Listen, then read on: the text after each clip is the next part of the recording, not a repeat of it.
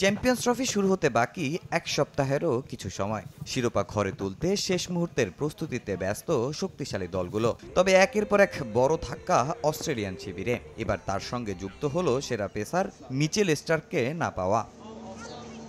Champions ট্রফির squad অনেক আগেই ঘোষণা করেছে অস্ট্রেলিয়া, তবে 15 সদস্যের দলের 4 জন ছিটকে গেছেন আগে। অ্যাঙ্কেল ইনজুরিতে দলের নেতৃত্ব দিতে পারবেন না প্যাট কামিন্স। এবার আরেক পেসার মিচেল স্টার্ক চ্যাম্পিয়ন্স ট্রফিটাই খেলবেন না বলে জানিয়েছেন।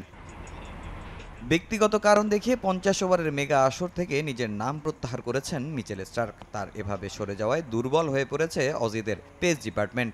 এর আগে গুরুতর চোটে স্কোয়াড থেকে ছিটকে গেছেন আরেক পেসার জশ হ্যাজেলউড। এছাড়া চোটের কারণে মিচেল মার্শকেও পাচ্ছে না অজিরা। মার্কাস স্টোনিজও হুট করে অবসর নিয়েছে ওয়ানডে ফরম্যাট থেকে।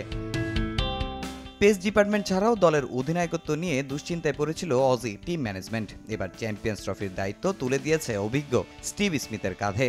সেরা 5 ক্রিকেটারকে ছাড়াই চ্যাম্পিয়ন্স ট্রফির নেতৃত্ব দেবেন স্মিথ।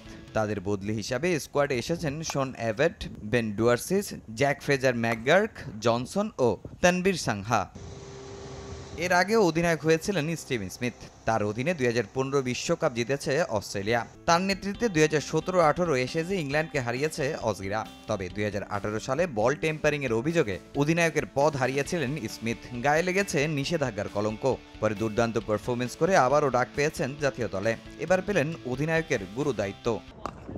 এর আগে বর্ডার গাভাস্কার ট্রফিতে কামিন্স ইনজুরিতে ছিটকে যাওয়ায় শ্রীলঙ্কার বিপক্ষে টেস্ট সিরিজের অধিনায়কের দায়িত্ব পালন করেছেন স্টিভ স্মিথ। ওয়ানডে সিরিজেও তিনি থাকছেন অধিনায়ক হিসাবে। আর 22 ফেব্রুয়ারি ইংল্যান্ডের বিপক্ষে ম্যাচ দিয়ে তার অধীনে চ্যাম্পিয়ন্স ট্রফির যাত্রা শুরু করবে অস্ট্রেলিয়া।